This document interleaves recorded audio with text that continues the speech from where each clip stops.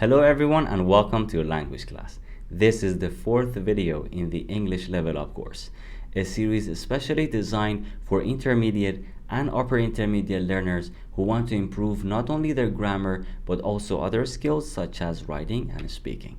I have created a playlist so you can easily follow the videos whenever you need them. The best way to learn from this series is to watch each lesson carefully and then try to make as many examples as possible with the grammar structures. That way you can practice actively and I can help correct your examples if needed. I do read the comments and I will get back to you as soon as possible. If you are new here, my name is Rahim. I have been an English and Spanish teacher for 10 years and I'm also a researcher in the field of sociolinguistics. Today we are going to look at another challenging grammar area for English learners, the difference between past simple and past continuous. The goal of this lesson is not just to introduce the basics of these two structures, but to help you use them more accurately and naturally so your English sounds more fluent in both speaking and writing. Many intermediate and even advanced learners confuse these two tenses or use them in the wrong place. So in this lesson, I am going to make the difference as clear as possible. Without further ado, let's get started. When we talk about two events or activities that happen during the same period in the past, we can often use either the past continuous or the past simple. For example, Dad was reading to the children while Mom was getting ready. Dad read to the children while Mom got ready. Both sentences are correct in grammar and meaning. However, the past continuous emphasizes that an action was in progress at a specific time in the past. For example, when I was studying, I was living with my parents. Here, was studying shows that the action was in progress over a period of time. Now compare it with when I studied, I was living with my parents. In this case, studied refers to a completed activity.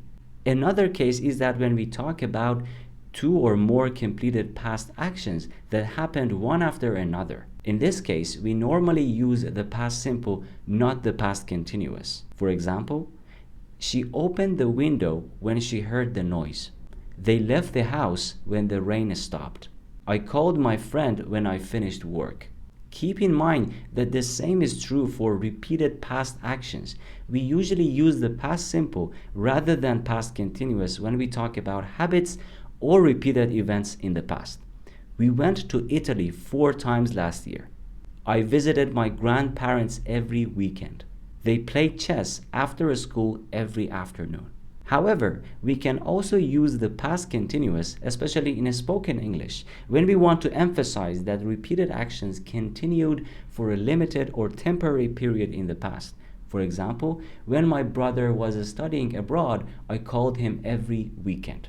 When my brother was studying abroad, I was calling him every weekend. To lose weight before the competition, I didn't eat any sweets for days. To lose weight before the competition, I wasn't eating any sweets for days. The next case is that we often use the past simple in narrative, stories, or reports to talk about a completed past event and the past continuous to describe the background situation at that time. For example, he dropped his keys while he was opening the door. I was packing my suitcase when my friend called. He was shaking with anger as she left the office. Now let's move on to another very important use. We can use the past continuous and sometimes the past simple to talk about things we intended to do but did not do. For example, we meant to call in and see you, but Mark wasn't feeling well. I meant to phone you yesterday, but I forgot. We can also say we were meaning to call in and see you, but Mark wasn't feeling well. I was meaning to phone you yesterday, but I forgot. These forms show that we had the intention, but we did not carry it out. Now let's take a look at future intentions and plans from a past point of view. Verbs such as consider, expect, hope, intend, plan, think about, think of, want, and wonder about can also be used to report what we were thinking of doing in the future. Keep in mind that the present continuous usually sounds more definite, while the past continuous sounds less definite, more tentative, and less certain. Let's compare these examples. I'm thinking of going to China next year. This sounds more definite. I was thinking of going to China next year, but it depends on how much money I have. This sounds less definite.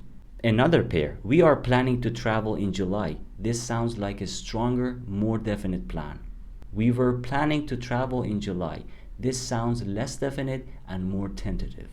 The main idea is that the past simple usually tells us what happened, while the past continuous helps us show what was in progress, what was temporary, or what was less definite. These small details can make a big difference in how natural and accurate your English sounds. Thank you so much for watching. If you found this video helpful, I would really appreciate it if you could subscribe to my channel and share my videos with other English learners. If you have any questions or comments, please feel free to write them in the comment section. I do read comments and I will get back to you as soon as possible. Until the next video, keep learning, keep improving, and remember, consistency always pays off.